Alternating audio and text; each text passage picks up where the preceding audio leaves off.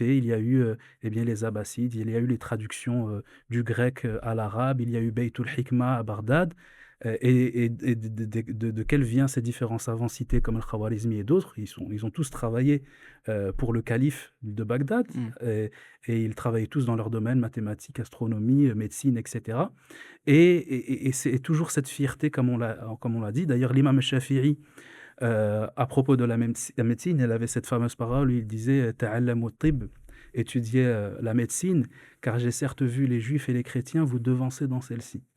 Et ça montre en fait ce Voilà, ce ce souci, c'est je incroyable. je vois des gens d'autres communautés, c'est tout à leur honneur qu'évidemment, Bien ils sûr, aient des grands médecins, bien et sûr. d'ailleurs, c'était souvent, en tout cas dans les premiers siècles, c'était souvent les juifs et les chrétiens qui étaient, de grands médecins, dans la cour des califes, et justement cette rira, cette Mmh. jalousie pour la religion d'Allah, c'est ça qui les a poussés à se Bien sûr, mettre au c'est même niveau, incroyable, si ouais. ce n'est à les surpasser ou à chercher à Subhanallah. surpasser les autres communautés, et en cela, eh bien, nul doute qu'il ne peut que y avoir de l'émulation, une volonté une course finalement Mmh. à qui va découvrir le premier ou qui va, faire de nouvelles trouvailles, et c'est dans ce contexte-là, et finalement, que la communauté ne peut que s'élever, que monter, de plus en plus.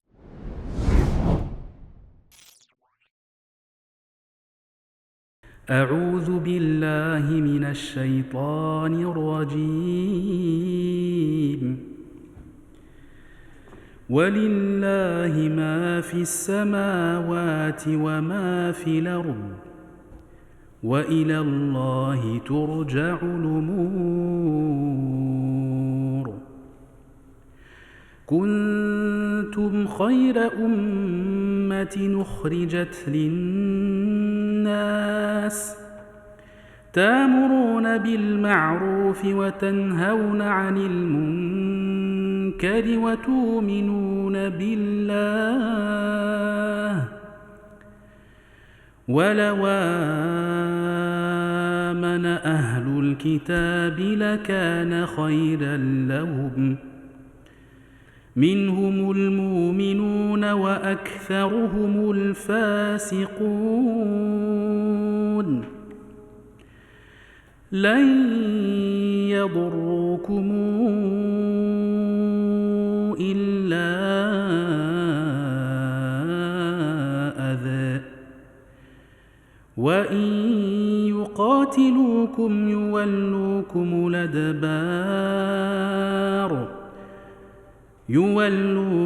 الأدبار ثم لا ينصرون.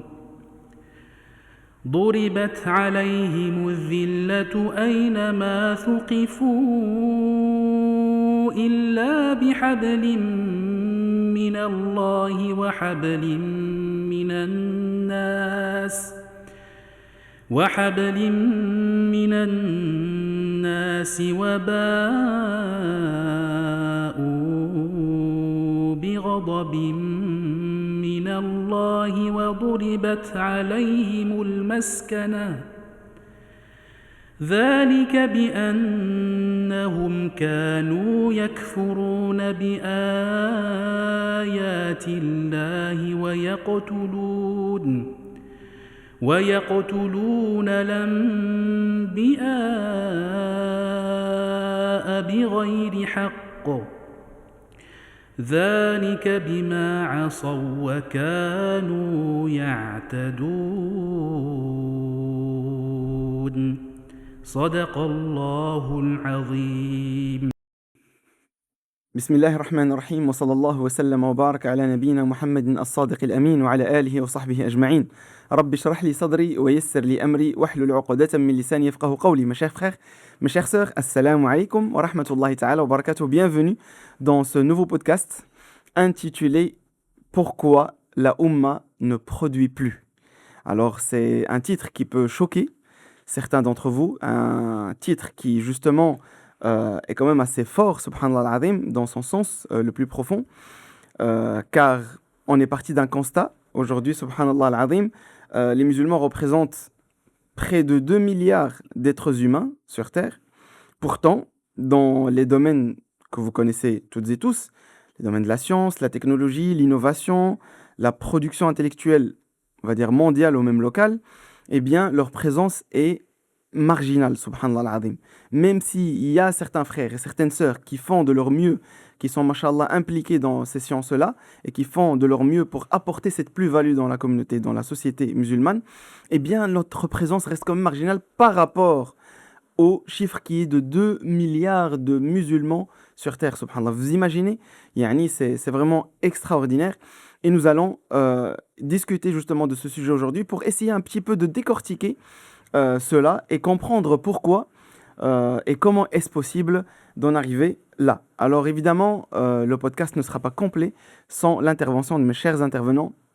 Je cite mon frère Philippe ici à ma droite. Salam alaikum wa rahmatullahi wa barakatuh. Wa alaikum salam wa rahmatullahi Comment wa tu vas, barakatuh. Philippe? Alhamdulillah. Barakallah fik. Depuis le dernier podcast, tout va bien, Tout va bien, j'imagine. tout va bien. Alhamdulillah. Alhamdulillah, jazakallah khair. Mon frère Philippe qui est intervenant chez Dariftan, donc intervenant principal, conférencier, ainsi que professeur du coup de sciences religieuses en général et ingénieur de formation, mashallah, tabarak ar-Rahman. Et nous avons mon frère Hammo qui nous vient de France. Salam alaikum, Sdi Hammo. Kif al-hal? Depuis le dernier podcast, j'imagine que tout va bien. Il s'est passé beaucoup de choses, Sdi Hammo. Allah hafdak, barakallah. Sdi Hammo qui nous vient de France, mashallah, qui répond toujours présent. Allahumma barik. Enseignant de religion islamique également, professeur d'arabe, mashallah, et de Coran al-Karim en France, hafdahullahu wa ra'ah, et imam évidemment. Et on a notre frère Ismaïl qui accompagne et qui vient avec le frère Hammo, mashallah, de France également. Salam alaikum wa rahmatullahi wa barakatuh. Wa alaykoum salam. Kif halk, habibi? Très bien, alhamdulillah. Alhamdulillah, j'imagine que depuis le dernier podcast. De toute façon, les gens vont voir que, mashallah, vous avez intervenu au dernier podcast et maintenant, mashallah, c'est le cas encore, Allahumma barik, pour savoir que les frères Hammo et Ismaïl, ils répondent toujours présents, Allahumma barik. Yani c'est vraiment quelque chose qu'on doit saluer et quelque chose qu'on doit vraiment reconnaître, qu'Allah subhanahu wa ta'ala leur facilite, qu'Allah azza wa jalla les préserve et qu'Allah subhanahu wa ta'ala fasse d'eux des gens bénéfiques pour la communauté musulmane et pour l'humanité entière. Ya Rabbal Alamin. Alors d'Ismaïl, hafidhahullah wa ra'ah, il est fondateur de la méthode Iqra'iyya, il est imam et également enseignant de sciences religieuses, mashallah tabarak ar-Rahman, qu'Allah azza wa jalla leur facilite tous. Amin, amin, ya Rabbal Alamin.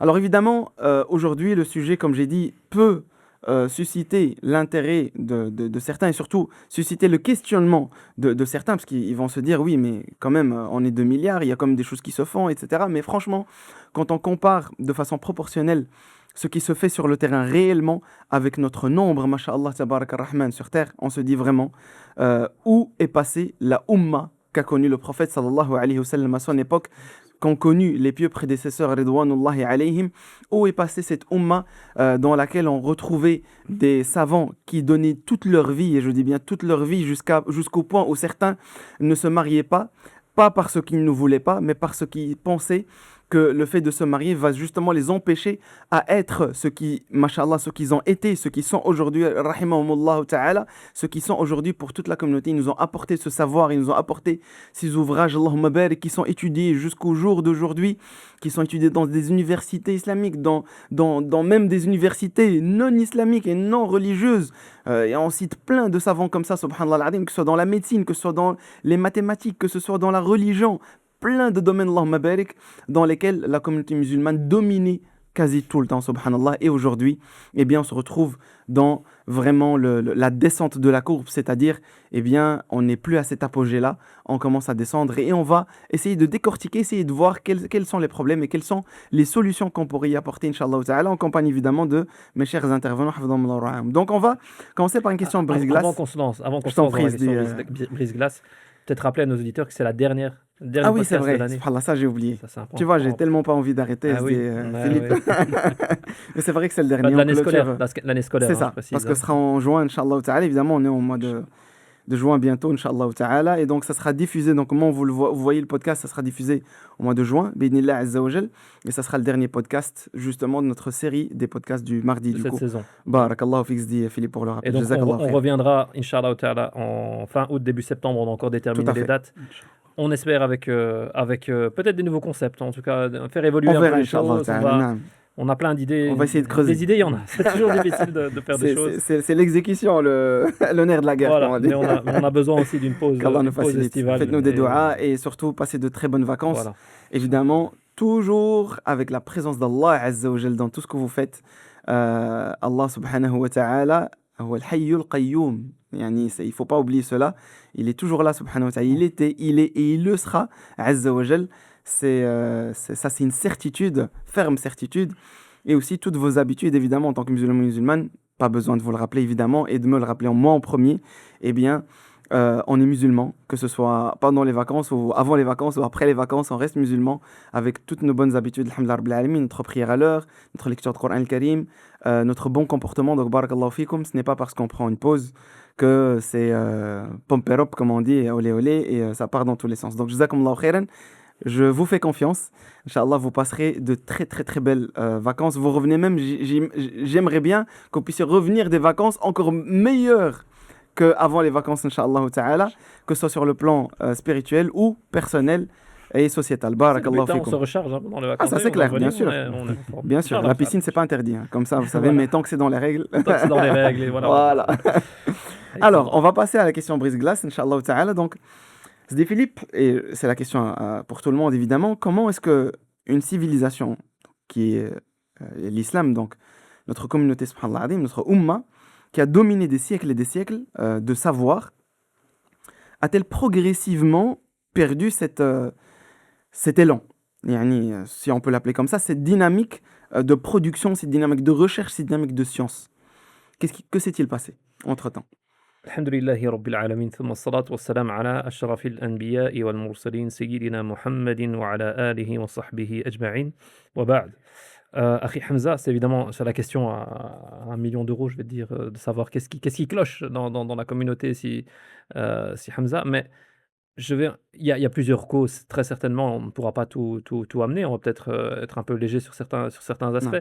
mais un des aspects qu'on peut amener, c'est probablement, je vais prendre fierté et curiosité ensemble, la fierté de la communauté à être cette communauté de Iqra, communauté de science, une communauté d'apprentissage, et la curiosité à vouloir justement continuer à se développer, à continuer à avancer.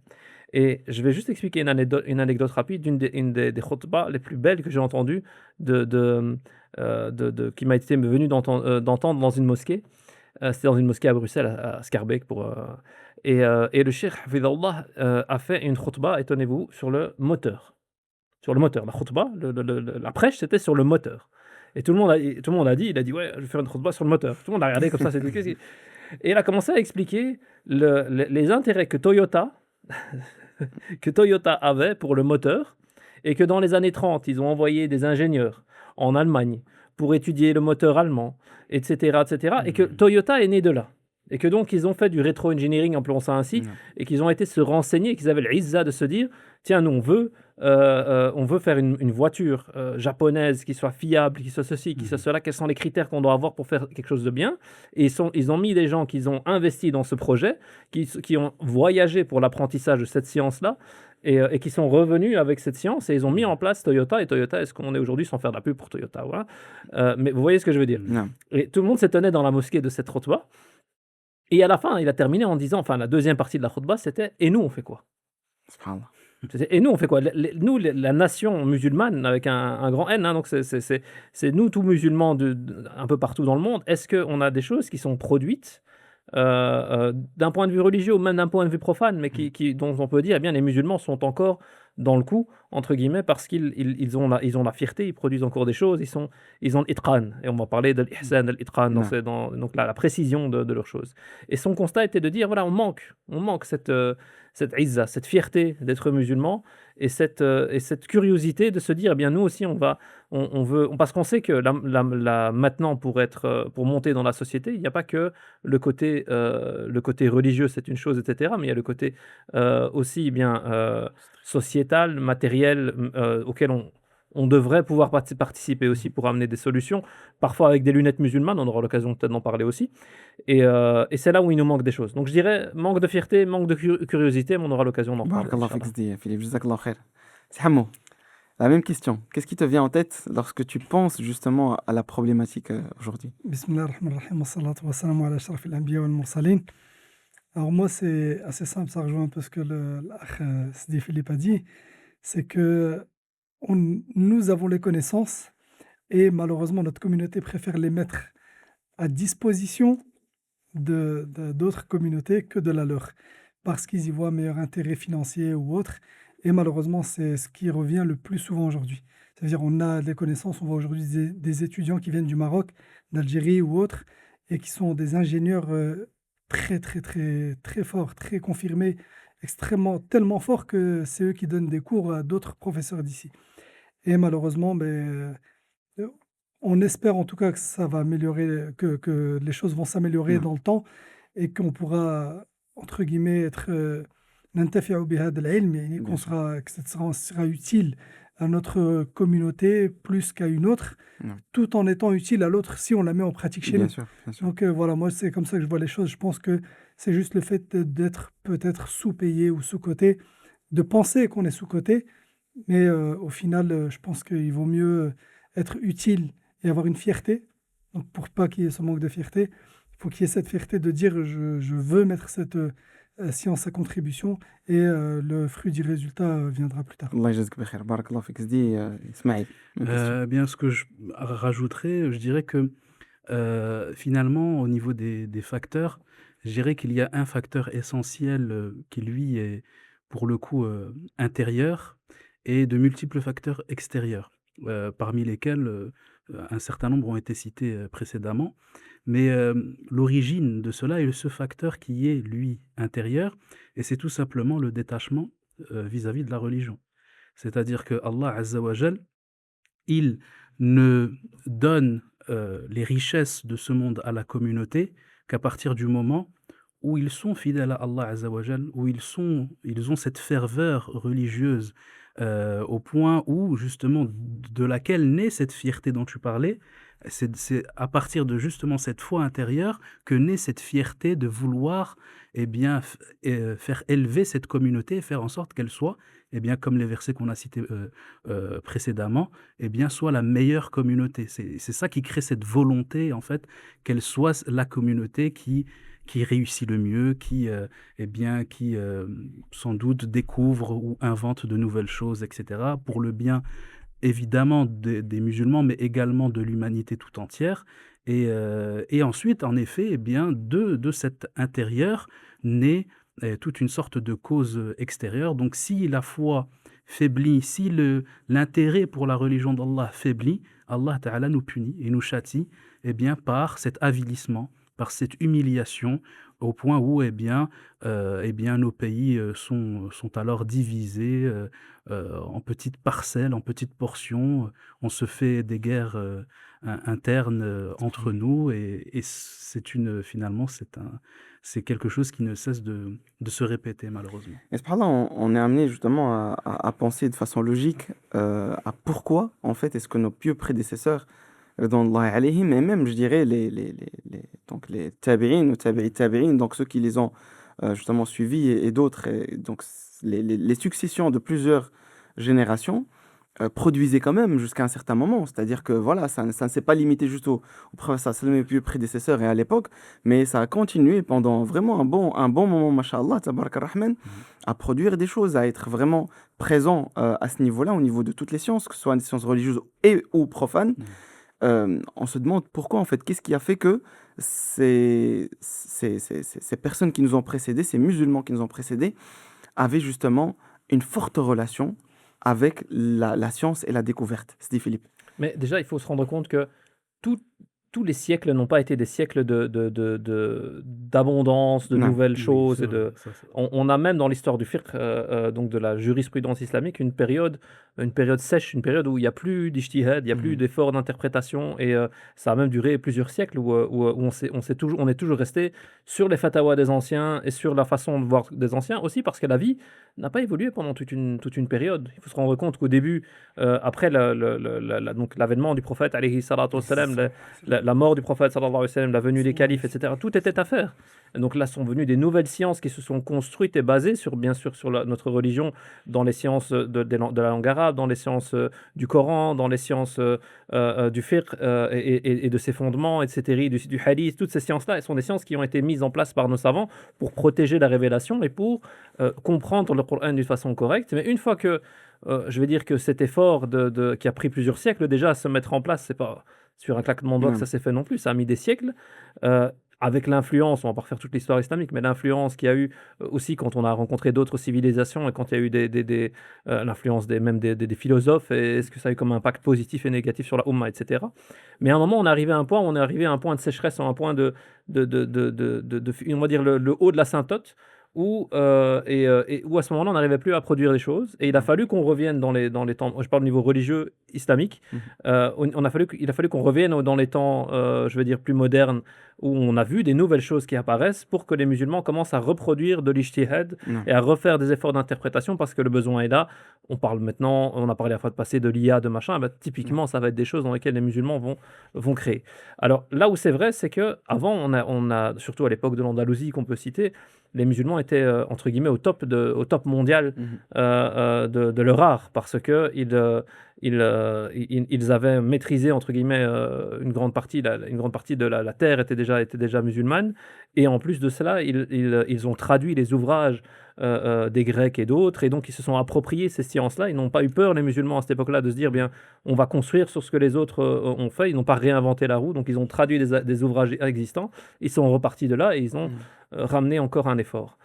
Et c'est là où, moi, j'ai bon espoir, je pense. J'essaie d'avoir le hasana, de garder bon espoir en la Oumma, en se disant, peut-être maintenant, on est dans une période de sécheresse parce qu'on s'est un peu reposé sur nos acquis. Voilà, c'est ça. Mais on voit que aussi l'Europe est en train de décliner, les États-Unis sont en train de décliner, tout ce qu'on voit, ce qui se passe dans les dernières guerres, etc. On voit que les États-Unis sont aussi en train de décliner. C'est à nous de saisir maintenant la balle afin de garder cette fierté, curiosité qu'on a déjà citée, pour recréer et être là où il faut être. Et c'est là où Et si on se concentre un peu plus sur les sciences profanes et justement dans notre histoire islamique, c'est Hamou par exemple, si tu veux bien, Inch'Allah, tu vas nous apporter quelques éléments de réponse à ce niveau-là. Comment est-ce que les musulmans qui nous ont précédés, les communautés qui nous ont précédés, considérer les sciences profanes? Donc, est-ce qu'ils les considéraient comme des sciences secondaires ou comme un besoin de la communauté? Non, au contraire, j'ai envie de te dire, c'est ce qu'on disait tout à l'heure sur le chemin. Quand je parle avec nos élèves, tu leur dis est-ce que vous avez étudié logarithme? Est-ce que vous avez étudié Avicenne? Logarithme, ils ne savent pas c'est qui, ils ne savent pas ce que ça veut dire. Tu dis le Khawarizmi, il ne sait pas que c'est un grand savant. Ça vient exactement, subhanallah. Et subhanallah, rien que ça te montre encore une fois, comme on l'a dit l'autre jour sur l'IA, qu'on reste sur nos acquis. C'est-à-dire, nous, on va, et tout ce qu'on nous raconte, on prend ça pour argent comptant. Lui, le logarithme, c'est un très grand mathématicien et tout, mais jamais vont te préciser, entre parenthèses, grand savant, musulman et tout ça. Ah, ça c'est clair. C'est jamais. Averroès, pareil, médecin, tout ce que... Et ils avaient une personne pouvait avoir 5 spécialités. Médecin, philosophe, Ils étaient imam, multidisciplinaires. ils étaient pluridisciplinaires. Et subhanallah, tu me mets la puce à l'oreille, Cheikh El-Kamali, il a parlé dans un dars d'un livre de Sigrid Unk, je crois. Et c'est une Allemande qui a écrit un livre qui s'appelle « Le soleil d'Allah brille sur l'Occident ». Et moi, pendant qu'il parlait, j'ai dit subhanallah, il a fallu qu'une Allemande, elle, écrive sur le soleil d'Allah brille sur l'Occident. Nous, on ne sait pas trouver les mots, mais c'est plus impactant quand c'est elle qui l'écrit. Ça te montre la grandeur, la puissance d'Allah qui fait que l'amour d'Allah l'a touché elle, qui n'est pas musulmane. Nous, on a tellement baigné dans ça que, c'est devenu normal. Encore une fois, c'est devenu une chose normale. Et je rejoins mes frères sur... on a une tendance à se fainéantiser, nous, les musulmans. C'est pas grave, on a appris une science, on la met quand tu vois que Bagdad, c'était la capitale mondiale de trucs, ça y est, tu vois la manière dont c'était construit, la manière dont c'était fait. Les jeunes ne connaissent pas cette civilisation-là, ils ne connaissent pas ces choses-là. Donc, par évidence, par simplicité, ils se disent quoi? L'Europe s'est développée. Ils ne savent pas qu'en Andalousie, les arcs, ils se mesuraient au pouce. C'était quelque chose d'extraordinaire ce qui se passait à l'époque. Tu pouvais faire passer des bateaux en dessous de certains ponts, à un certain niveau d'eau, il fallait tout calculer. Le premier homme qui a volé, c'est qui? Tu vois, il y a plein de choses qui a essayé de voler en tout cas. Il y a plein de choses comme ça qui fait que nous, les jeunes aujourd'hui, ils ont cette chose de dire je vais aller en Occident, je vais aller en Europe pour étudier. À croire qu'ici, ils vont mieux étudier que là-bas. Alors qu'aujourd'hui, on sait, et par acquis de conscience même, je vais envoyer certains membres de ma famille là-bas pour étudier parce qu'on sait que le niveau il est extrêmement élevé. Et ici, on a l'impression on veut nous laisser à un certain niveau bas, faible, pour nous montrer que c'est nous qui dirigeons, c'est nous qui avons la science, c'est nous qui allons vous montrer comment faire les choses. On a inventé les chiffres et il fallait que nous, on garde que le zéro. Mais il faut mettre quelque chose devant, tu vois, pour que ça puisse avoir de la valeur. Et ça, c'est notre problème à nous, je pense. Maintenant, ce qu'il y a aussi, c'est qu'on a...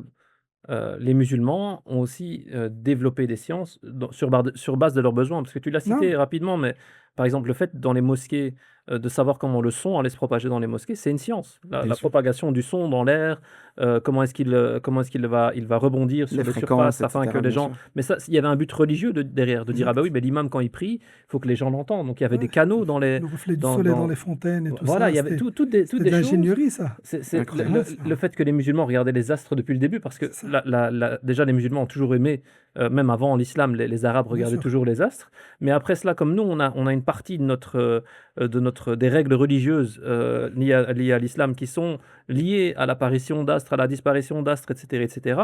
Sans rentrer dans le détail, est-ce qu'on peut faire des calculs astronomiques pour les mois, c'est pas ça le but de parler de ça, mais de toute façon, les musulmans ont regardé le ciel.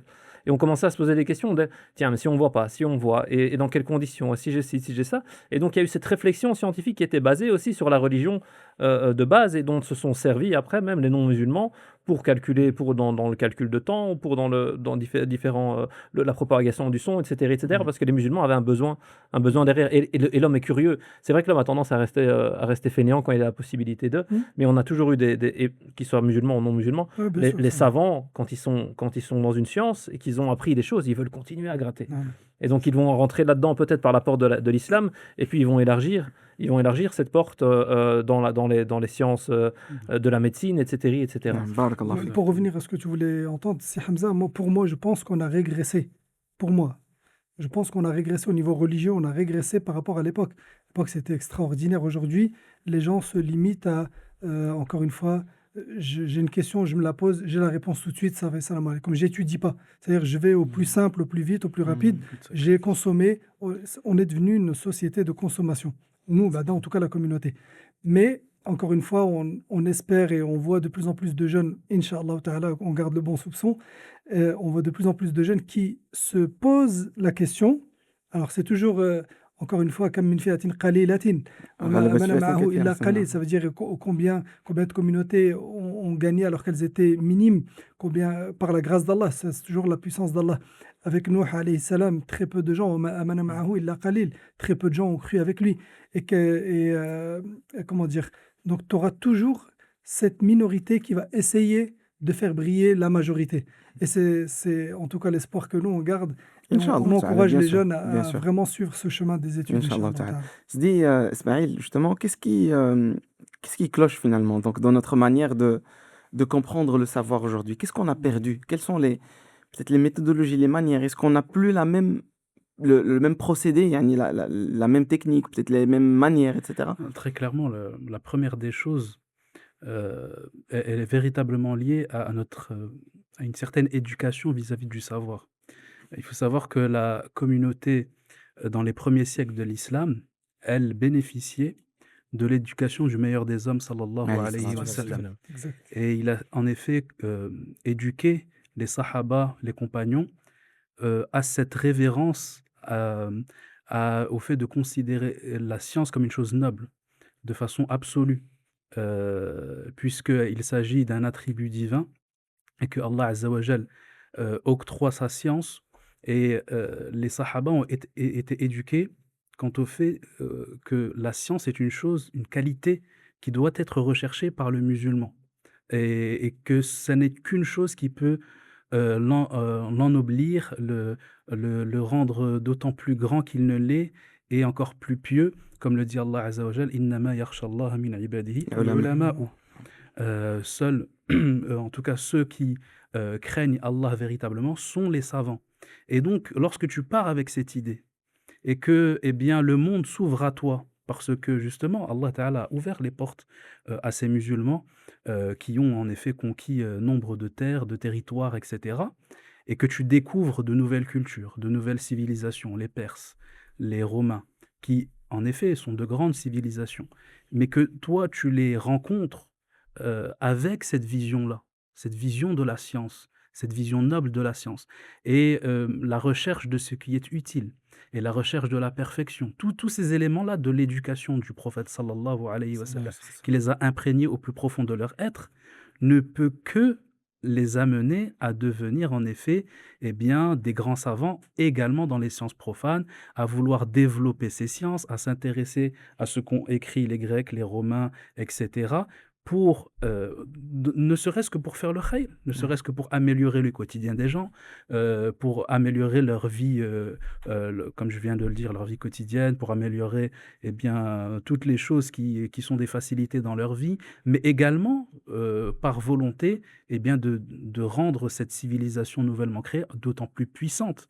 Parce il y avait aussi cette ambition eh bien, c'est cette volonté de faire en sorte que la religion d'Allah soit la plus grande, soit la plus belle, soit la plus... parce que c'est ainsi qu'il voulait qu'Allah soit vu par les hommes et par les êtres humains. Eh bien, en effet, il y a eu eh bien, les Abbassides, il y a eu les traductions du grec à l'arabe, il y a eu Baytul Hikmah à Bagdad, et de quels vient ces différents savants cités comme Al-Khawarizmi et d'autres. Ils ont tous travaillé pour le calife de Bagdad, et ils travaillaient tous dans leur domaine, mathématiques, astronomie, médecine, etc. Et c'est toujours cette fierté, comme on l'a dit. D'ailleurs, l'imam Shafi'i, à propos de la médecine, il avait cette fameuse parole où il disait « Ta'allamu tib », étudiez la médecine, car j'ai certes vu les juifs et les chrétiens vous devancer dans celle-ci. Et ça montre en fait ce souci. C'est incroyable. Je vois des gens d'autres communautés, c'est tout à leur honneur qu'évidemment ils aient des grands médecins. Et d'ailleurs, c'était souvent, en tout cas dans les premiers siècles, c'était souvent les juifs et les chrétiens qui étaient de grands médecins dans la cour des califes. Et justement, cette rira, cette jalousie pour la religion d'Allah, c'est ça qui les a poussés à se mettre au même niveau, si ce n'est à les surpasser ou à chercher à surpasser les autres communautés. Et en cela, eh bien, nul doute qu'il ne peut que y avoir de l'émulation, une volonté une course finalement à qui va découvrir le premier ou qui va faire de nouvelles trouvailles.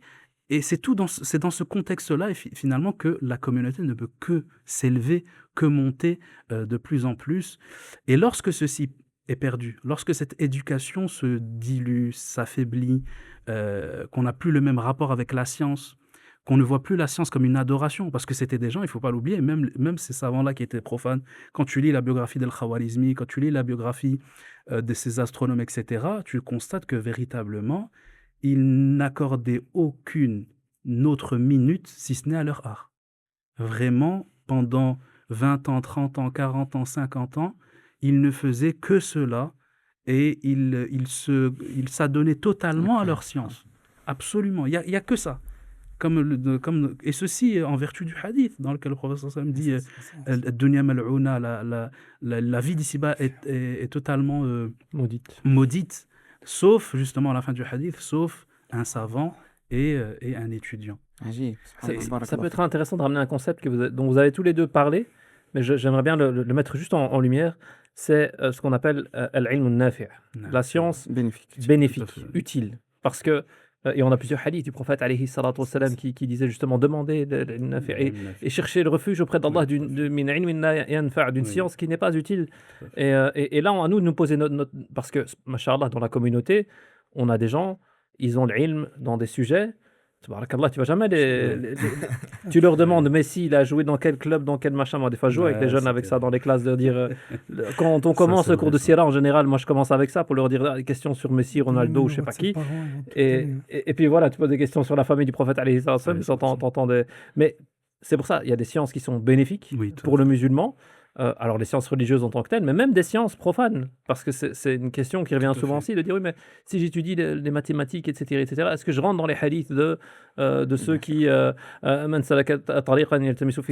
celui qui prend un chemin pour apprendre la science, etc. Eh bien, oui, si à partir du moment où cette science que tu veux étudier, eh bien, elle a un but pour la communauté, et la communauté va s'en servir. Et c'est ça que nos anciens savants ont fait. D'ailleurs, c'est quelque chose vraiment à bien souligner et préciser, parce qu'en effet, à l'époque des Salaf, il y a quelque chose de paradoxal, en effet, c'est que autant, eh bien, ils ont été très vite amenés à développer énormément de sciences et à les théoriser en langue arabe, dans leur langue, etc., à partir des apports évidemment préexistants, parce qu'il y a toujours c'est l'histoire de l'être humain. C'est-à-dire qu'une science n'est jamais inventée de zéro, elle est toujours inventée ou théorisée à partir d'éléments préexistants. Mais ce qui est paradoxal, c'est qu'en effet, les salafs, à l'époque des compagnons des tabi'in, ils détestaient d'une façon vraiment viscérale le fait de s'intéresser à tout sujet qui n'a pas d'intérêt d'un point de vue de la communauté. Il y a une fameuse parole de l'imam Malik qui dit que les gens de notre contrée détestaient le fait de s'intéresser aux questions de kalam, c'est-à-dire aux questions théologiques, spéculatives, etc. Illa fima tahtahu amal, c'est-à-dire sauf dans ce qui est en lien avec quelque chose de pratique, qui a un véritable intérêt. C'est-à-dire qu'il se refusait de s'adonner à des sciences qui feraient perdre du temps et qui ne permettraient pas d'acquérir un résultat utile pour la communauté. Et ceci, finalement, on pourrait croire que c'est paradoxal, mais au final, ça les a dirigés vers les sciences les plus importantes à maîtriser et à développer.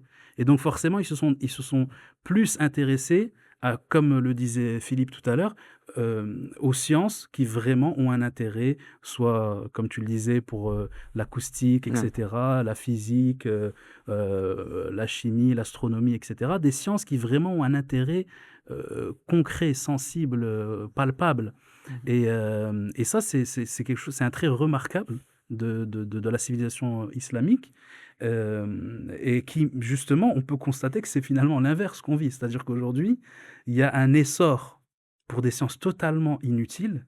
Tu parlais des footballeurs tout à l'heure, mais d'un autre côté, les sciences qui véritablement font qu'une civilisation surpasse une autre, ou se démarque, ou a l'ascendant et la surpuissance par rapport à d'autres, et bien finalement, ce sont ces sciences-là qui sont négligées, délaissées, parce que justement, on suit nos passions, notre nefs au détriment de...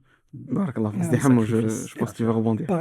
Paradoxalement, c'est quand même la religion dans laquelle Zama, on devrait être le plus unis, dont tout le monde parle. La terre entière l'attaque. Elle est seule contre tous et elle s'en sort toujours, walillahi alhamd. Et c'est ça qui est... Pourquoi? Parce que moi je pense, Wallahu a'lam, c'est qu'il y a un verset du Coran qui dit, Allah subhanahu wa ta'ala, il dit wa anna hada sirati mustaqiman fattabi'uhu wa la tattabi'u as-subul fatafarraqa bikum an sabili. Et ça, je pense que... Tu peux traduire le verset, s'il te plaît. Je pense que c'est pour ça qu'il dit, et voilà, ceci est mon chemin. Dans la certitude, suivez-le donc, et ne suivez pas les sentiers qui vous écartent de sa voie. Et je pense qu'Allahu a'lam, c'est notre iman, notre foi, n'est pas au même degré, à la même hauteur que celle des compagnons des tabi'in et des gens qui étaient beaucoup plus proches de l'époque du prophète sallam qu'aujourd'hui. Qui est aujourd'hui, je pense, Allah subhanahu wa ta'ala, il dit dans le Coran, كَمَثَلِ غَيْثٍ أَعْجَبَ الْكُفَّارَ نَبَاتُهُ. Nous, on est tellement parle de notre religion, on est content, on se dit, c'est vrai, mashallah, notre religion, allez, c'est l'islam. Tu parles à n'importe qui, wallahi al-azim, hier, avant-hier, astaghfirullah, l'Aïd, c'était hier. Oui. On est passé après Salat l'Aïd devant des frères qui étaient msaken, ils avaient bu. Je te jure, j'ai dit à mon fils une phrase, subhanallah, on passe, il me dit ça, avec vraiment l'état d'ébriété. Il me dit, ouais, j'espère que vous avez fait des duas pour nous, qu'Allah nous... Et je dis rien, subhanallah. Et je dis à mon fils, tu vois, subhanallah, il y a une chose que tu pourras jamais retirer du cœur d'un musulman, sa fierté d'être musulman et de le montrer dans n'importe quel état. État d'ébriété total. Il n'oublie pas son identité de base. Il va toujours faire relation à Allah. Ce qui me fait rire, c'est, tu vois, les frères qui fument et tout. qu'Allah permet d'arrêter tous ceux qui fument et qui ont des difficultés. Mais tu vois, quand ils se donnent une cigarette, ils font Allah, tu vois. Même ça, il faut qu'Allah te pardonne. Ça, c'est vrai. Et je te dis, je pense, moi, que les civilisations là qui nous ont précédés, comme tu as dit tout à l'heure, leur état de foi, il était tellement puissant. Et comme Cheikh Ismaïl l'a bien dit, ils voulaient faire briller la religion d'Allah. Et nous, on veut briller à travers la religion d'Allah. Barakallah fik, ça c'est et ça, c'est franchement... je pense que je ne pourrais pas mieux dire dans ce podcast que ça. Non, Pourquoi? barakallah. Parce que quand on voit aujourd'hui, tout le monde vient, il invente une nouvelle marque, il faut qu'elle fasse qu'il y ait un lien avec la religion. Ça invente un pantalon, il faut qu'il y ait un lien avec la religion. Un t-shirt, ouais, t'es pas bien, quand tu vas prier, tu vas faire... Subhanallah. Pourquoi nous, on a ce besoin, juste parce que c'est Abdel Fattah Moreau, qu'Allah le préserve. Il était venu ici à Bruxelles et il avait dit... Il avait fait un dars et subhanallah, ça renvoie à ce qu'il a dit tout à l'heure, Sidi Philippe. Il a dit, tu portes un t-shirt, un pantalon, des chaussettes, tout vient de Chine. Si les Chinois n'existeraient pas, tu serais encore nu, comme à l'époque d'Adam alayhi salam. Et il a raison, tu vois. Et non, dit, le téléphone avec lequel on s'appelle, tout est... Mais ça, c'est incroyable, parce que c'est une question que j'allais te poser, Sidi Hamou, parce qu'aujourd'hui, on a l'impression qu'on a développé des dépendances à ces grandes marques, donc ces grandes boîtes, ces grandes compagnies, qui justement fabriquent quasi tout maintenant, la totalité de ce qu'on met comme habit, ce qu'on utilise comme technologie, ce qu'on...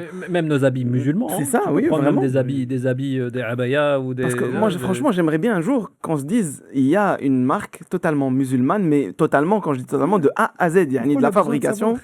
Non, mais pourquoi on a besoin de savoir qu'elle fait... C'est incroyable. C'est un truc d'habit, là. C'est un truc d'habit. Pourquoi on a besoin de faire toujours pour mieux vendre? On cherche à orienter vers le truc. Moi, je pense, wallahu alam, que quelqu'un d'intègre, musulman et tout ça, il fabrique, il fait pour Allah, il dit voilà, moi je veux mettre mes frères et tout ça dans le bon habit, dans la bonne manière d'être et tout ça, sans forcément en faire allusion. Mais ça, c'est dans le marketing. Et l'autre jour, on parle avec Sismaïl, il me dit il y a tellement de projets qui pilulent. Tu vas aller mettre beaucoup d'argent dans un projet qui vaut rien du tout, mais ils ont fait une très très bonne com. Alors qu'à côté, il y a un projet, masha'Allah, il est extraordinaire. Ils n'ont pas les moyens de faire la com et on ne les soutient pas. Et c'est ça, en fait, qui fait la différence. C'est pour ça que je t'ai dit tout à l'heure, eux, ils faisaient ça pour faire briller la religion d'Allah. Et nous, on veut essayer, y compris nous, hein, peut-être dans certains projets qu'on essaie, on veut briller à travers la religion. Et ça, malheureusement, je pense que c'est ce qui fait que notre Ummah, tu vois, on se tire les uns, au lieu de se soutenir à chaque... Ça, c'est à chaque aide, on le dit. Pourquoi on ne s'unifie pas tous? Pourquoi on ne fait pas un abattoir? 25 ans qu'on essaie de faire un seul abattoir. Et la communauté Zama n'a pas les moyens. On a des milliardaires dans notre communauté. On en a. Il y en a des millionnaires. Millionnaires. On va retirer les milliardaires. Zama, il n'y a pas 1 ou 2 millionnaires qui viennent et disent ça coûte combien un abattoir? Venez, on le fait. Maintenant, je vais nuancer quelques points. Et c'est un cheikh un jour qui m'a un peu ouvert les yeux par rapport à ça.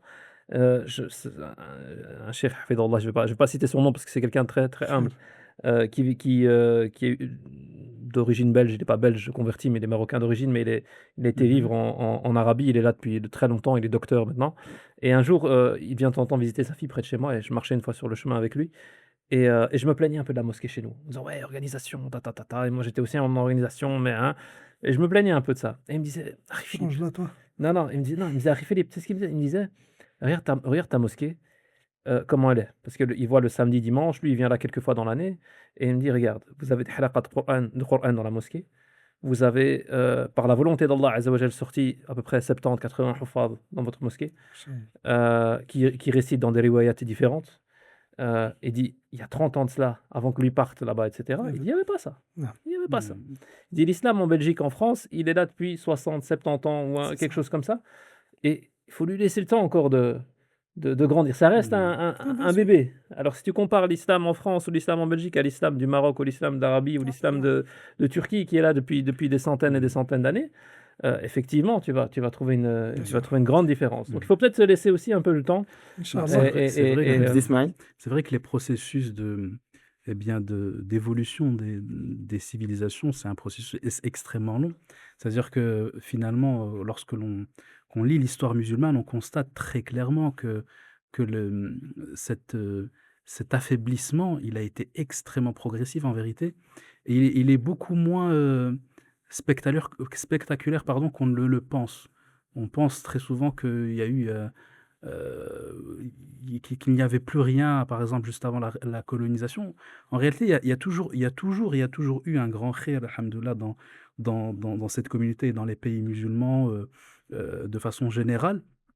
Mais c'est quelque chose qui décroît très progressivement et qui, dès lors, s'accroît également d'une façon très progressive au point où nous, sur l'échelle d'un être humain qui vit environ 70 ou 80 ans, peut-être qu'on ne verra que quelques changements mineurs, mais qui, en effet, sur plusieurs siècles, eh bien, on observera des fruits beaucoup plus remarquables et visibles Et à ce franchement, une des moment-là. preuves, se dit Ismaël, si tu me permets, c'est le podcast qu'on est en train de faire.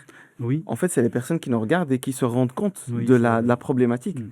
Juste rien que le fait d'en être conscient, moi je Ça, trouve que c'est déjà, Oui, c'est c'est un vrai. grand c'est pas. déjà un réveil, c'est un grand La pas, c'est un conscience, énorme c'est pas en un fait. grand Bien pas. sûr. Et c'est là où je me rappelle de ce que Hamou a dit au début.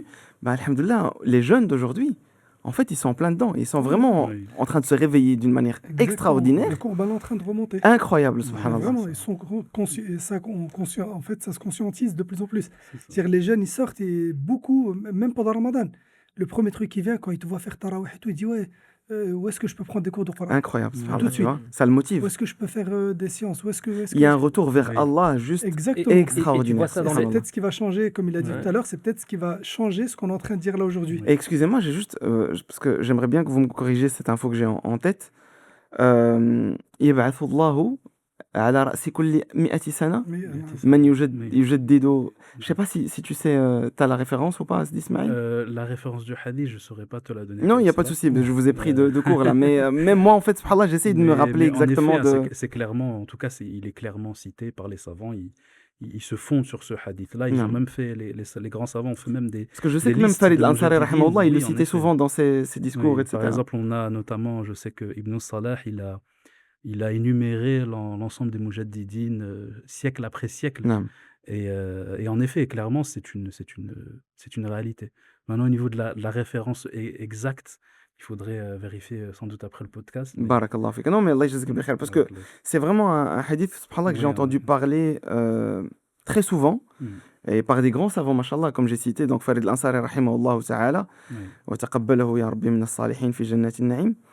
Subhanallah, à chaque fois qu'il discutait, qu'il parlait de l'évolution et de l'apprentissage, etc., ben, il citait ce hadith, subhanallah. oui. C'est des hamots. le hadith de Abu Huraira radiallahu anhu qui dit يبعث الله لهذه الأمة على رأس كل 100 سنة رجلا من أهل بيتي يجدد لهم أمر Barakallah دينهم. fik. Donc Abu Huraira, radiallahu Ouais. anhu, qui a justement C'est ça, rapporté je le l'ai hadith du retrouvé prophète ici, sallallahu alayhi wa sallam. Jazakallah khair. Ouais. Barakallah fik. Voilà. C'est fait. Est-ce qu'on peut traduire le hadith? Ah oui, Je vous c'est laisse faire la traduction. Non, je t'en prie, Ismaël. Je t'en Tous prie. les 100 ans. Allah Oui, oui. envoie tous les 100 ans La un tête de- revificateur qui Mhm. revifiera l'affaire de sa religion. Mais d'ailleurs, ce hadith, en tout cas, il a une importance, et les savants qui l'ont compris et qui l'ont utilisé pour eux également, parce qu'il donne aussi un peu de positivité Bien sûr, dans tout bien ça. sûr. C'est-à-dire que malgré, il y a toujours des problèmes, il y a toujours des affaiblissements dans certains pays plus que d'autres, dans certaines affaires et non pas dans d'autres, etc., etc.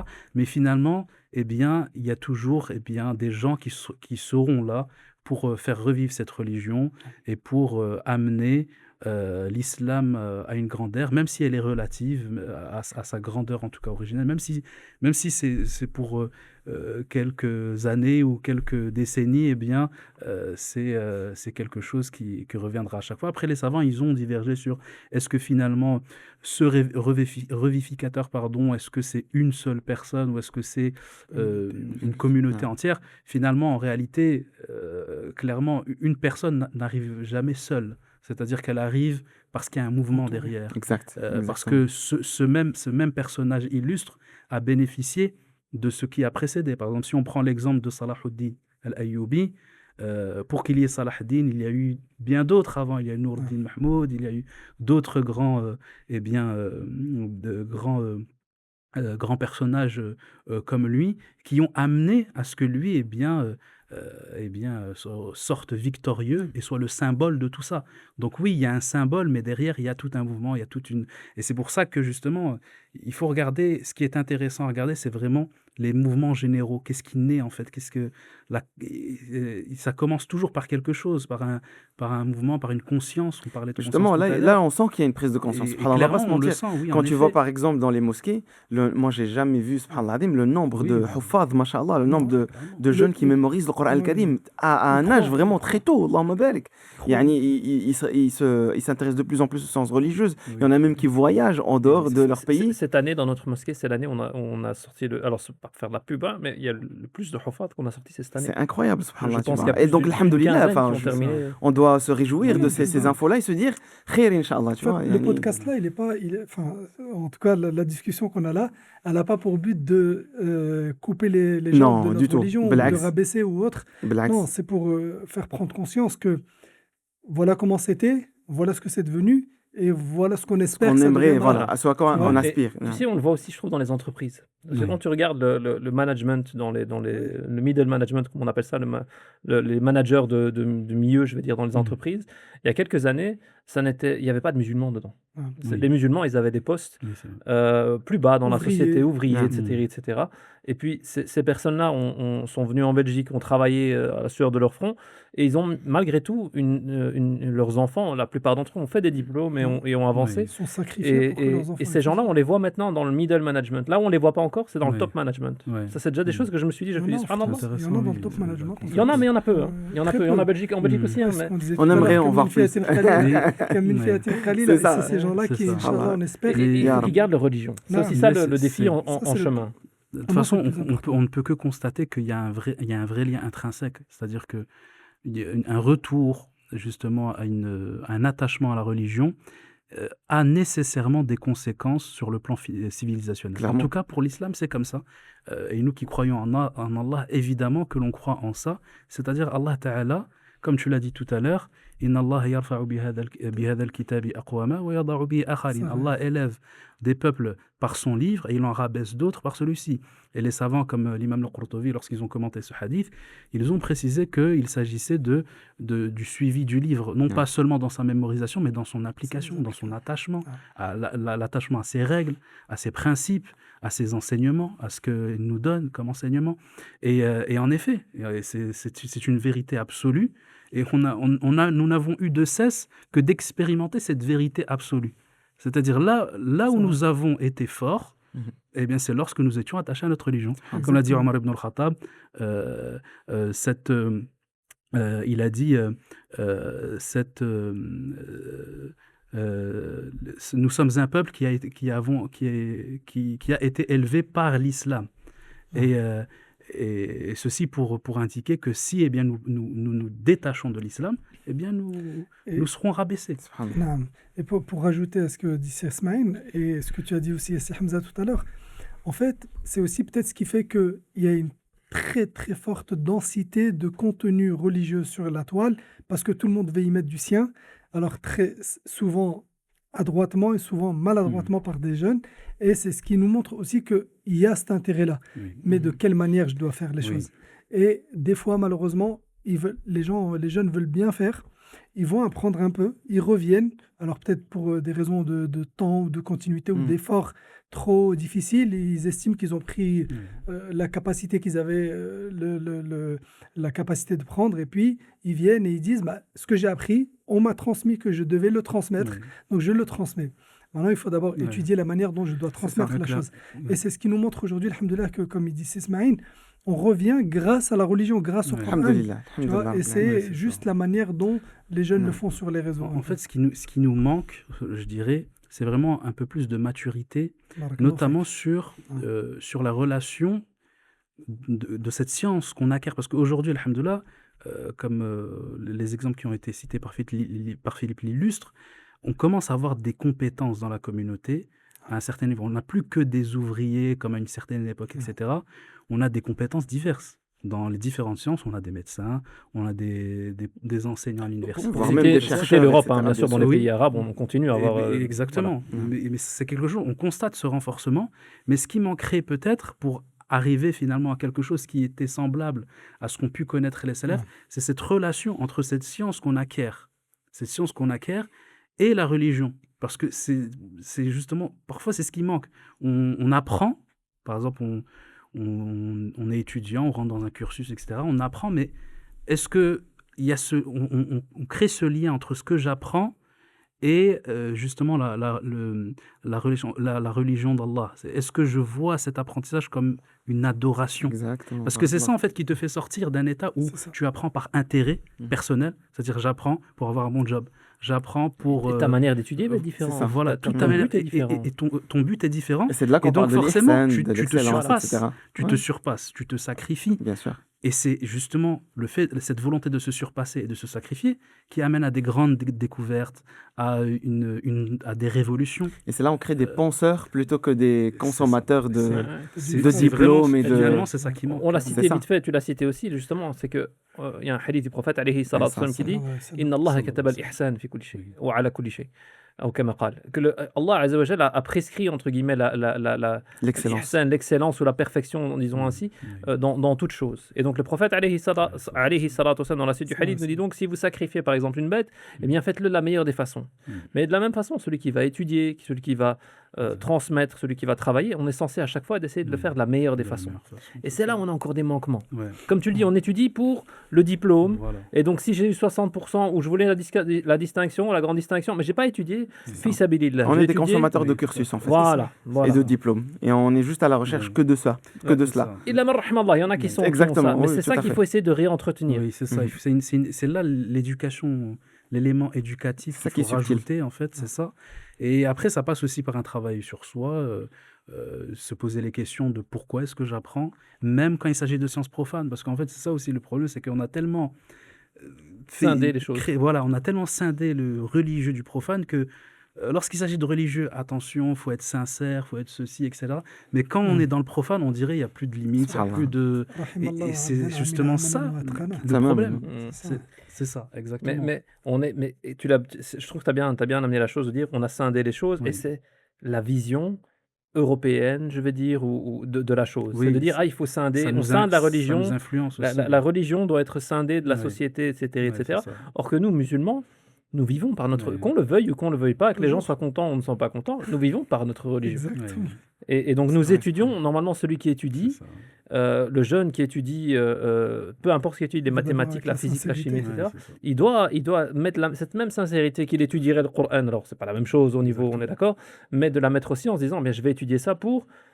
Il est dans l'adoration quand il fait ça. Oui, il est dans l'adoration quand il va travailler. Ce qu'il va mettre dans la bouche de ses enfants comme nourriture qu'il aura gagné avec son argent halal, ça va être des hasanat pour lui. Ça va être tout ça, c'est dans une spirale d'adoration et de récompense divine. Et ça, c'est important de souligner. La réforme qui manque, c'est vraiment ça. Par exemple, juste prenons un exemple simple, un médecin. Voilà, en fait, le problème, c'est aussi ça, c'est que quand tu rentres dans un cursus, surtout dans des facs occidentales, etc., tu es amené, si tu réfléchis pas plus que ça, si tu n'essaies pas justement d'avoir cette conscience-là, tu es amené à penser un peu comme tout le monde, à se dire, je vais faire mes études, je vais faire ma licence, je vais faire mon truc, et ensuite, je vais essayer de trouver un job, et c'est tout, ça s'arrête là, en fait. Mais justement, si par exemple, le médecin, si, alhamdoulilah, Allah Ta'ala lui a permis d'être cela, il ne doit pas justement s'arrêter à cette vision exclusivement financière de je vais aller dans je vais choisir telle branche parce que c'est celle qui va me rapporter le plus. Il faut aussi qu'il pense en fait à la qualité de son art comme tu l'as dit et combien de patients je vais pouvoir aider, quels sont les hasanats que je vais pouvoir acquérir en faisant le khair toute ma vie dans ce domaine. Et en fait, c'est ce truc-là qui, si on arrive à l'atteindre de façon généralisée chez tous nos étudiants musulmans, que ce soit en Europe ou même dans les pays musulmans, parce que ça reste le même problème, eh bien, clairement, un changement sera tout à fait notable à ce moment-là. SD Hamou, j'ai aussi une question, c'est une constatation. Donc, on constate dans la communauté d'aujourd'hui, subhanallah, que certaines personnes, ils veulent tellement protéger leur foi, tellement se préserver des fitnas et donc des choses mondaines, évidemment, qu'on connaît toutes et tous aujourd'hui, qu'ils ne veulent plus contribuer activement au monde, en fait, tout simplement. Il se dit non, moi je vais être tranquille dans mon coin, je préfère être comme ça. Et il pense, et c'est ça le piège, il pense qu'en faisant comme ça, c'est bon, il est au top. Eh ben, barakallahu fik, parce qu'il n'y a même pas une semaine, je parlais avec un élève qui a fini le Coran et tout, et je lui dis, tu l'enseignes quand? Il m'a dit, non, imagine, je l'enseigne mal, imagine, je dis, écoute-moi bien. Khayrukum, là, tu es juste dans les gens bien, mais le meilleur des meilleurs, et celui qui l'apprend, et il n'a pas dit khayrukum man ta'allama al-Qur'an. وعلمه. Donc là, exactement. tu vois, en fait, maintenant, pour rebondir sur ce que Cheikh Smaïn a dit, on a des exemples. On peut citer des exemples qui sont dans la médecine, plus dans le Coran. Il y en a un qui étudie encore chez lui, il a étudié chez nous, il continue à étudier avec Cheikh Smaïn. Non, Pour ne pas le citer, il s'appelle Mohamed, masha'Allah, Mashallah. et qu'Allah lui facilite. Amin. Sarahatan, il a choisi une branche, juste pour donner l'exemple de ça, il a choisi une branche où il s'est dit, non mais si je prends cette spé, je vais avoir très peu de temps pour pouvoir réviser le Coran et les sciences et tout ça. Ça veut dire maintenant, il étudie et tous les jours, il est avec nous au cours du Coran. Il est médecin en Belgique. Il est médecin en Allahumma Belgique barik, Allahumma barik. et il étudie le Coran. Vous savez, il est là tous les jours. Et je lui dis, mais comment tu fais? Je te jure, il y a 3 jours, je lui dis, mais subhanallah, avant l'Aïd, je dis, comment tu fais pour être tous les jours au Jama? Tu travailles vraiment médecin? Il me dit, oui, bien sûr. Il m'a dit, mais l'aspect que j'ai choisi, en fait, je l'ai prise pour avoir du temps. C'est-à-dire, cette aspect-là, elle est tranquille. Je fais mon taf, je rentre chez moi. Pas plus que ça, c'est bon. Si je voulais, j'aurais pu prendre une spé qui me rapporte beaucoup plus, mais on Mais qui t'appelle à sera, des heures et voilà, tu c'est viens et ça. tout ça. Ce que je fais là, d'autres peuvent le faire, donc c'est bon, il n'y a pas de problème. Et regarde, en fait, moi, je me suis posé la question de me dire, mais subhanallah, le mec, il a choisi de sacrifier, tu vois, du temps pour le Coran. Ça veut dire, il y a des exemples. C'est pour ça que tout à l'heure, on a dit, on va pas enlever le khair de tous les jeunes. Bien sûr, Non, c'est clair. c'est pas le but. en train de Maintenant, changer. ce qu'il faut faire, c'est leur enseigner la manière d'enseigner. Parce qu'il y en a, ils disent, ouais, moi, j'ai pas la méthodologie. Il y en a, il est venu, il m'a dit, moi, je sais pas la patience que tu as, c'est un truc de fou. Il y en a qui enseignent avec nous, on est en train de les préparer, subhanallah, des jeunes, des anciens élèves et qui maintenant enseignent. Je te jure, si Hamza il vient me voir en me disant, hey, il y en a, laisse tomber, il rentre fou. C'est comment tu fais pour se barrer avec un élève comme celui-là? Et en fait, 21 ans d'expérience, Rouya. Toi, tu as commencé il n'y a même pas 2 ans, c'est normal. Avec le temps, tu vas savoir comment parler aux enfants. Des fois, tu auras un timide, un tartare du cerveau, il va venir, il va te rendre fou. Son but à lui, c'est de venir te rendre fou pour que tu le hebelles et que tu le vires ou qu'il ne veut plus venir. Donc, tu vas essayer de tirer un peu la corde. Tu joues, en fait. Tu es comme si tu avais une marionnette et tu la tires comme ça, tu joues jusqu'à trouver un bon équilibre. T'es un éducateur, Et en fait. subhanallah, t'éduques. Bien sûr. T'éduques de A à Z. Et la problématique qu'on disait tout à l'heure, c'est que beaucoup vont étudier dans le but de se dire, je vais revenir, je vais enseigner la religion, mais à sa manière. C'est-à-dire, il n'y a plus de normes d'enseignement. Et lui, il vient, non, moi, je vais révolutionner, je vais faire de telle manière, du contenu comme ça, du contenu comme ça, du contenu comme ça. Et il n'est pas parti avec l'intention. Et peut-être que ce qui nous manque, c'est justement husnul niyya, tu vois, l'ikhlas dans ce qu'on Ouais, fait. il faut avoir la sincérité dans Et notre intention. c'est très bien très sûr. difficile de l'avoir, surtout de nos jours. Aujourd'hui, moi, des gens, ils viennent, on disait avec Sismaïn tout à l'heure, qui viennent qui te disent, ah ouais, toi, t'aimes bien te montrer. Toi, si on fait pas ça, on fait plus rien déjà, premièrement. Mais khoya, j'ai 43 ans, ça y est, c'est fini le temps des 18 ans où quand tu te filmes des fois, tu regardes un peu comme ça, tu te dis, ah, ça va bien passer et tout. Non, ça y est, c'est bon. Une fois que tu as travaillé ton nefs, c'est ce que je leur dis aux élèves, une fois que tu as travaillé ton nefs, que tu es sûr, fais les choses pour Allah, laisse les gens parler. Je te dis, il y a une semaine, on a parlé de ce sujet-là. Et subhanallah, maintenant, ce qui manque, c'est juste la manière de transmettre les choses à la jeunesse qui arrive. Parce que même si on éduque nous, cette jeunesse-là qui est juste après nous, cette génération après nous, ceux qui viennent là, sur le podcast d'avant, on a parlé de l'IA et tout, ils sont formatés à notre truc. Il va falloir encore les éduquer sur le fait de revenir. Mais peut-être que des élèves seront meilleurs pour transmettre à ceux-là que toi-même. Parce que comme tu n'as pas connu cette révolution-là de la même façon, eux, ils auront cette patience. Mais justement, Philippe, comment est-ce qu'on pourrait retrouver justement cette jeunesse ambitieuse, cette jeunesse musulmane qui est motivée, qui est ambitieuse et qui veut avancer et changer les choses sans tomber dans le matérialisme? Parce que, allez, si on veut revenir, sincèrement, on sait qu'il y a des enjeux. Tu vois ce que je veux dire? Dans le sens où il y a des enjeux financiers, il y a des enjeux économiques, matériels. Tu vois ce que je veux dire? Ça va par les matériels à un moment donné. Mais comment est-ce qu'on pourrait justement faire abstraction de cela? Pas totalement, parce que c'est la réalité, mais tout en gardant justement cette jeunesse ambitieuse. Parce que tu l'as cité là tout à l'heure, on veut avoir des musulmans dans le top management, mais tu as dit, gardant leur religiosité. Et c'est ça la difficulté, parce que, ok, Masha'Allah, si on est ambitieux et qu'Allah nous permet d'arriver à des niveaux très hauts, Allahumma barik, qui ont de l'influence sur la majorité des gens et qui font avancer les choses, etc. Il y a le matériel qui va avec. Et donc, est-ce qu'on ne sera pas tenté par ce matériel? Donc, comment éviter de tomber là-dedans? Mais ça fait partie, c'est pas nouveau comme problème, je veux dire. Le matériel, a toujours été là et mata'u dunya, hein, ça fait partie je vais dire des choses d'ici-bas, des biens d'ici-bas. Et il y en a qui qui sont séduits par cela, qui sont plus vite séduits par cela que d'autres.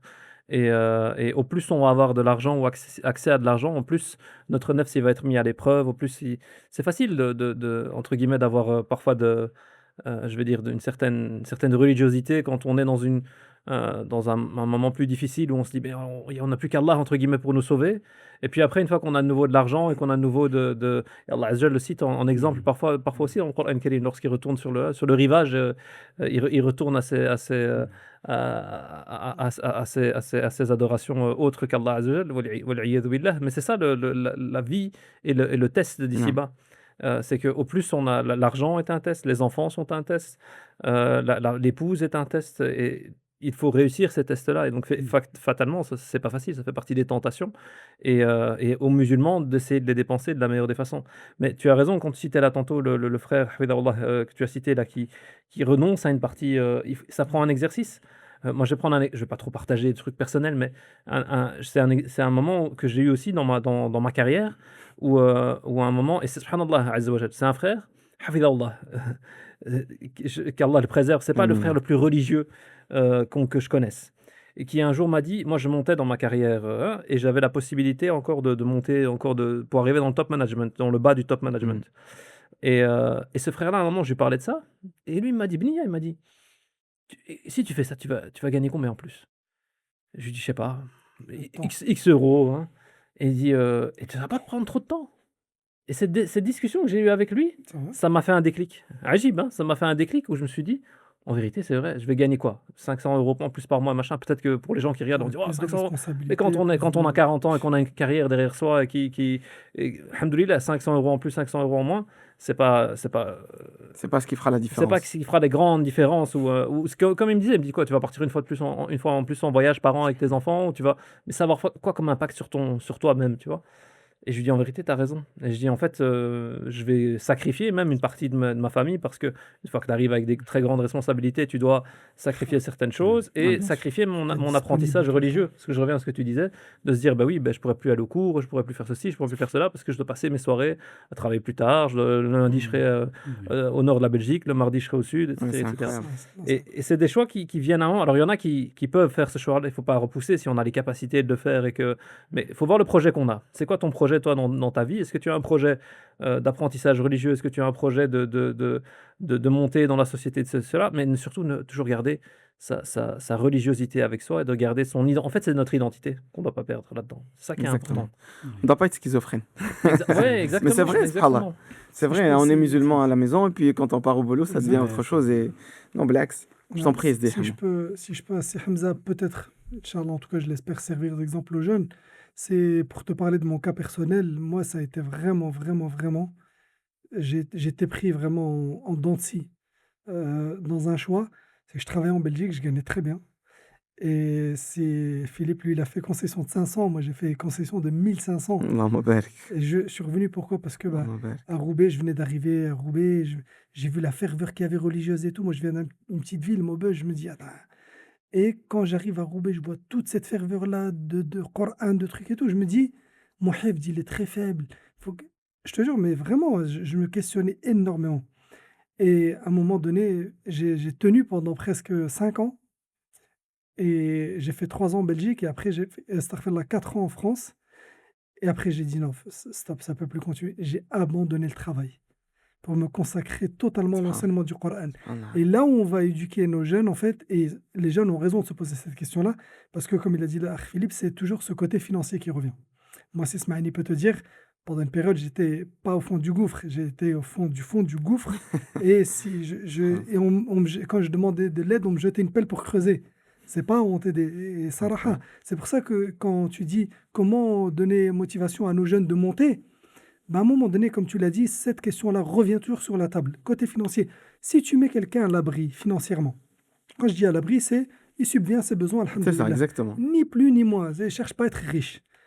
Eh ben, je te jure que moi, quand j'ai tout sacrifié, pendant 3 ans, j'ai dû pas serrer la ceinture. Hein. j'ai dû serrer ce qui est resté de mon ventre. Mais alhamdoulilah, Allah, il nous a jamais, alhamdoulilah, Allah, il nous a Abandonné. jamais abandonnés. Et je peux te jurer que si nos responsables, et ça va être nous, parce que les anciens, ils commencent à partir les uns après les Subhanallah. autres, et donc c'est nous qui devrons changer cette chose-là en disant, bah, pour avoir une bonne conscience, ce que je vais donner à ce frère-là ou cette sœur-là, et c'est ce qui se passe aujourd'hui. Tout le monde est sous contrat. Avant, il venait avec une petite enveloppe et tout. Alhamdulillah, aujourd'hui, déjà, il y a un très très grand pas qui a été franchi. C'est que tout le monde est déclaré. Walillah alhamd, tout est déclaré, tout est carré. Et quand tu viens avec un salaire digne d'être appelé salaire, bah déjà, les gens ils font les choses mieux. Ils viennent avec une envie et ils transmettent aux enfants avec le sourire, avec les choses comme il le faut. Vraiment comme il faut. Si cet enfant-là, il a cette image du prof, que celui qui venait parce qu'on lui donnait une petite enveloppe de 200 et il vient, un enfant, il l'énerve, il dit eh, chauffe, c'est pas, tu vas pas commencer à me casser la tête. Hein. Je prends 200 balles à la fin du mois, c'est pas pour venir comme. Tu vois, déjà, on change les mentalités. Donc, Inch'Allah, les jeunes qui vont arriver, ils se disent voilà, je vais aller étudier. On a sacrifié des jeunes, nous, à Maubeuge, ils sont partis en Égypte. Et nous, en tant que jeunes, on ramassé une cagnotte entre nous pour leur envoyer pour pas qu'ils se soucient. Étudiez-vous. Vous, juste étudiez. C'est l'investissement en fait. Voilà, c'est un investissement. Il faut investir. Si on ne refait pas ça aujourd'hui dans nos mosquées, dans notre communauté, ben notre communauté, elle ne pourra pas monter bien. Tu vois, c'est comme un arbre que tu plantes, tu viens l'arroser, tu en prends soin, Mais tu le tailles. à deux niveaux, hein, parce qu'il y a des frères qui sont utiles donc pour la, je veux dire, en tant que Imam et tout ça. professeur, imam, Et etc. la gestion. Ça, on en a besoin. Et tu as des frères qui vont graviter la derrière des médecins, même peut-être des frères qui vont aller en politique. Je parle des deux côtés. Voilà, et les deux C'est côtés vraiment doivent. En fait, on doit pas. Encore une fois, on l'a dit, on voit ça comme des silos. Oui. On dirait, oui, il y a le silo de ceux qui vont faire de la politique, il y a le silo de ceux qui vont faire ingénieur. En vérité, normalement, on est censé être une communauté, justement, comme l'a dit le prophète, alayhi salatu wa sallam, comme une construction qui se renforce l'une l'autre. Et c'est à ça on doit arriver, où celui qui est médecin, eh bien, il participe au projet et peut-être il va aider à financer à celui qui va aller apprendre la science islamique, mais en même temps, lui, il a une formation de base religieuse assez forte pour lui permettre de garder sa religiosité, être fier de ce qu'il a et de construire comme ça et d'avancer, ainsi de suite. Alhamdoulilah, on a des exemples et on a des choses qui sont en train de se construire. On commence à avoir comment on appelle ça, des écoles islamiques qui voient le jour, qui avancent. Alhamdoulilah, on est toujours très heureux quand on entend qu'une école islamique en France aussi, c'est le cas, qui ont des très bons niveaux. Quand il les compare avec les autres. Voilà, c'est toujours ça. Amin. Mais il y a d'autres, je veux dire, d'autres choses qui sont testées. Il y a certains frères qui font des écoles même bilingues. On a des frères, machallah, des enfants qui parlent la langue arabe classique. Et qui en même temps ont les diplômes, qui vont avoir le diplôme secondaire normal, etc. Donc, alhamdoulilah, il y a des choses qui se mettent en place, mais il faut les soutenir. Et c'est là où on doit être une communauté. C'est ça, en fait, c'est ce qu'on doit renforcer, hein, c'est notre lien entre nous. Et surtout, c'est Hamza, je veux terminer sur ça. Quand je t'ai raconté ce que je t'ai raconté là, pour moi, ça a été une épreuve aussi, c'était la patience. Il faut être patient, vraiment. Je demande aux jeunes d'être très patients et de ne pas vouloir dire « Oh, j'ai étudié, j'ai les diplômes, ouais, mais personne ne m'accepte. » Sbar, patient, t'inquiète, ton temps il va venir. Peut-être qu'Allah a retardé la chose pour toi pour que tu puisses trouver mieux que ce que tu voulais. Et Allah choisira toujours quelque chose de meilleur pour toi. Et c'est ce qui s'est passé pour moi et pour d'autres. Je ne suis pas le seul exemple. Il y en a plein, alhamdoulilah. Il y en a un même parmi nous qui nous a accompagnés, qui est vraiment dans ce cas-là. Il a patienté. Et Allah lui a donné mieux que ce que lui pensait être meilleur. Barakallahu fik. Jazakumullah khair. Moi, je vous propose de conclure ici, Inch'Allah ta'ala. Un message final, donc un conseil pour justement remédier à cela. Et bien, réveiller les consciences, ou plutôt aider, Inch'Allah ta'ala, la communauté à justement être conscient de ce qui se passe et justement de revenir et se joindre dans cette révolution qu'on espère qu'elle soit, Inch'Allah, fructueuse et qu'elle soit, Inch'Allah ta'ala, bénéfique pour la communauté et pour les communautés à venir. Donc, on commence par Steve Philippe. Moi, je vais garder une note positive. Hein, parce que je te dis, moi, de ce que je vois, j'espère garder husn al-dhann et de voir ça comme un bon signe. Hein. Le fait qu'on voit, alhamdoulilah, beaucoup d'efforts, qu'on voit beaucoup de huffaz dans les mosquées, qu'on voit de plus en plus de gens qui sont intéressés par leur religion. Alhamdoulilah, juste entraidez-vous. On est une communauté, normalement, on doit s'entraider. On ne peut pas laisser traîner les gens derrière. Donc ceux à qui Allah Azza wa Jalla leur a donné un fadl, leur a donné une facilité, ça peut être une facilité financière, ça peut être une facilité de parler, ça peut être une facilité de, peu importe, mais d'essayer de prendre ceux qui sont plus faibles avec eux et de ne pas regarder, tu l'as cité, c'est Hamou, de ne pas regarder ceux qui se plaignent et vont parler, regarder ceux qui vont avancer avec vous et ceux avec qui Exact. vous allez avancer. Et j'ai envie de dire même, et je vais clôturer là-dessus, j'avais quelqu'un qui était cher à mon cœur, avec qui j'ai travaillé sur des projets religieux, etc. Et il y avait beaucoup de gens qui parlaient sur lui. Et c'était, voilà, Zakir Allah, c'était la personne la plus gentille que je connaisse. Et je lui disais, comment tu fais pour travailler comme ça et continuer à travailler avec des personnes, ces personnes, elles viennent parler sur toi. Il me dit, écoute, tel, un tel, un tel, je sais qu'ils viennent parler sur moi, mais en vérité, quand je lui pose une question, je sais quand il est sincère et quand il n'est pas sincère, et vu qu'il a de l'expérience, je prends, et sinon, moi, je lui pardonne ce qu'il a fait. Essayer d'avancer. Et je me suis dit, subhanallah, il m'a vraiment donné une leçon, cette personne, Hafidahullah, et c'est quelqu'un que j'aime beaucoup. Je me suis dit, en vérité, lui, il est plus loin dans la matrice. Il cherche pas, voilà. Il dit, même les gens qui sont mauvais, quelque part autour de lui, eh bien, il essaie de voir le bien en eux et de se dire, ok, il peut m'aider pour tel truc, tel truc, tel truc. Et moi, je fais de dua pour lui qu'Allah lui pardonne les choses qu'il dit sur moi. Essayons de voir ça, d'avancer. Ça, c'est un mental solide, Allah Moubarak. C'est un autre niveau, Allah Moubarak. Barakallah fik. Sidi Hamou. Moi, je dirais aux gens, Allah il dit dans le Coran, ô hommes, nous vous avons créé d'un mâle et d'une femelle, ya ayyuhan nas, inna khalaqnakum min dhakarin wa untha, wa ja'alnakum shu'uban wa qabaila lita'arafu, inna akramakum indallahi atqakum. Ça, c'est vraiment la base du truc.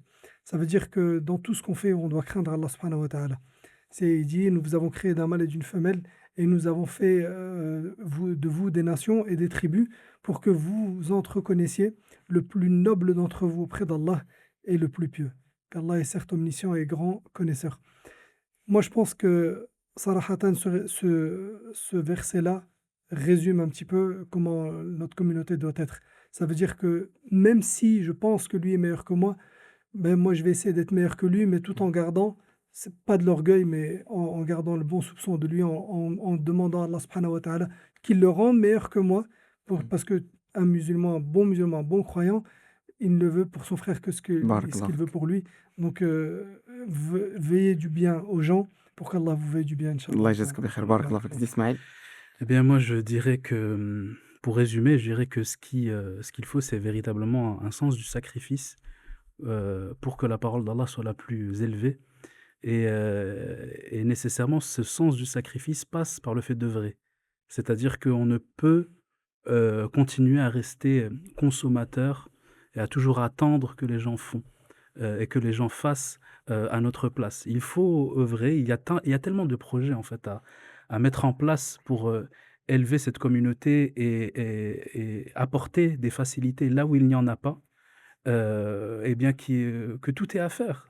Finalement, là est le véritable Eldorado auquel les gens vers lequel les gens doivent accourir, parce que lorsque il s'agira de quelque chose qui sera réglé et qui aura déjà été fait, eh bien, ce sera une opportunité pour l'akhira qui sera perdue et qui sera passée.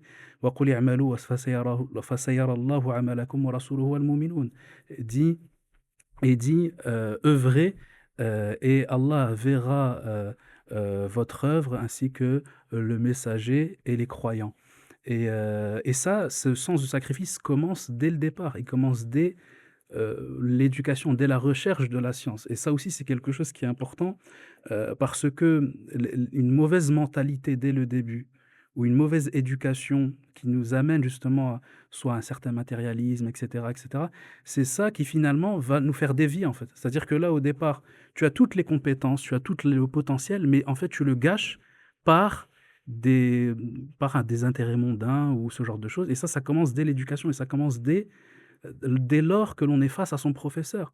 Aujourd'hui, malheureusement, il n'y a plus autant de sens le fait de se sacrifier, ça commence avec ton professeur. Même quand ton professeur s'énerve, même quand ton professeur, il est, voilà, par exemple, tu trouves peut-être, par exemple, qu'il a été trop dur avec toi, eh bien, c'est là où tu dois faire preuve de patience, de supporter.